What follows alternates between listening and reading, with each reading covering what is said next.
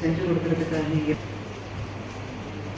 டிபார்ட்மெண்ட்ல steering committee meeting மாவட்ட அளவில் நாங்கள் ரெகுலராக கண்டக்ட் பண்ணுறோம். அந்த மீட்டிங்கில் கன்சல்டேட்டிவாக என்னென்ன கோரிக்கைகள் வருதோ அதில் விரைவில் நடவடிக்கைகள் மேற்கொள்றதுக்காக எல்லாம் அனைத்து முயற்சிகளும் எடுக்கப்பட்டிருக்கு.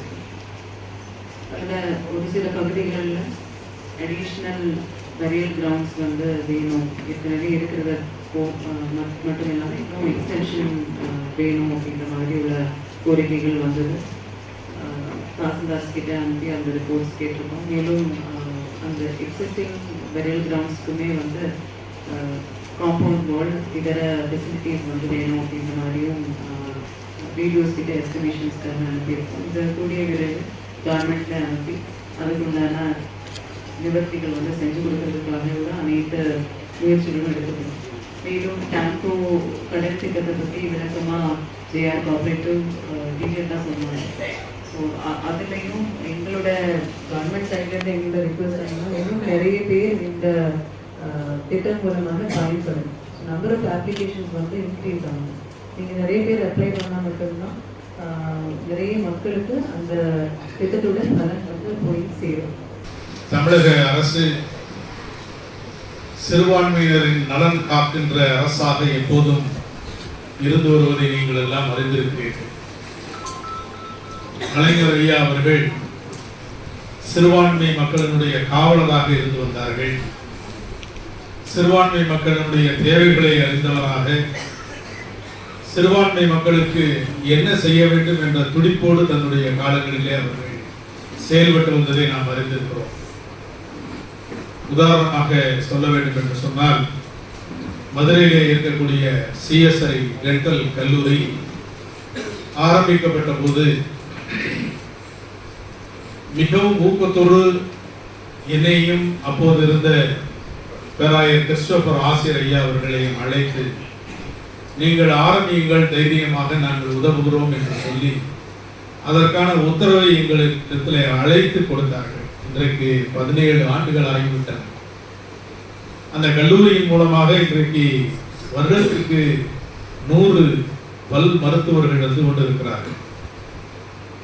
நான் இது ஏன் உதாரணமாக சொல்லுகிறேன் என்று சொன்னால், ஒரு அரசு என்பது சமூக சிந்தனையோடு சமூக உயரத்திற்கு கொண்டு வர வேண்டும் என்ற சிந்தனையோடு செயல்படுகின்ற சிறுபான்மையினரை ஊக்குவிக்கின்ற அரசாக கலைஞர் ஐயா அவர்களுடைய தலைமையிலான அரசு செயல்பட்டது. அதன்படி வந்த மாண்புமிகு முதல்வர் மு.க. ஸ்டாலின் அவர்கள் சிறுபான்மை மக்களுடைய பாதுகாவலராக மாத்திரமல்ல, சிறுபான்மை மக்களோடு தன்னை இணைத்துக் கொண்டவராக, சிறுபான்மை மக்களுடைய பிரதிநிதியாக அவர்களில் ஒருவராக இந்த செயல்பட்டு வருகிறார்.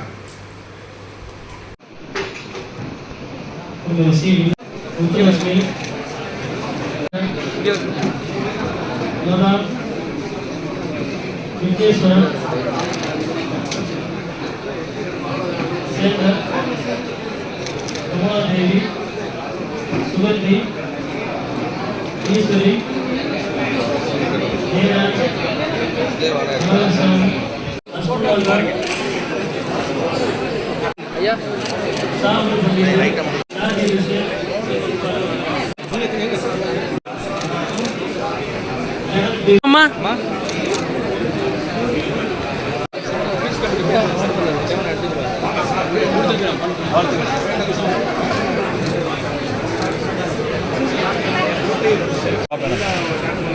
நம்ம ஒரு நாள் அந்த இடத்துக்கு சைக்கிளில் போய் பார்ப்போம்.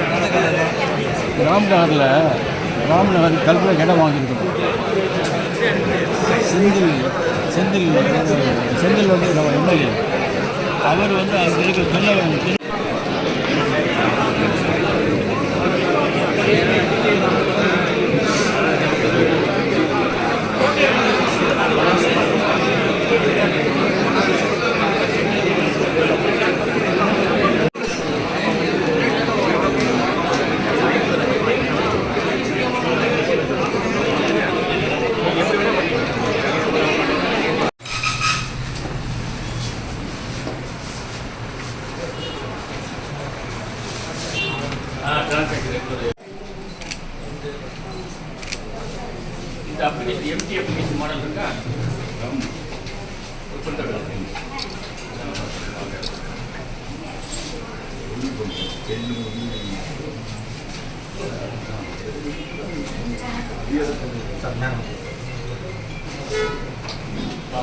நாள் ஆச்சு அப்ளை பண்ணி வாங்குறதுக்கு.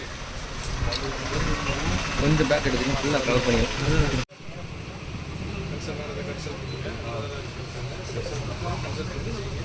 என்ன செய்கிறாங்க உங்கள் குடும்பத்தில்? கடை வச்சிருக்கேன்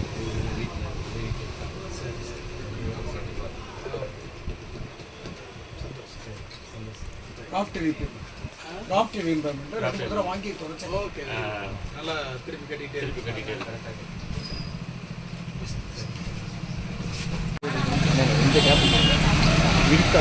லோன் அப்ளை பண்ணி வாங்குறதுக்கு ரூபா வாங்குறதுக்கு எவ்வளோ வாங்குறதுக்கு வேறு மாதிரி தனிக்காக சாம்சங்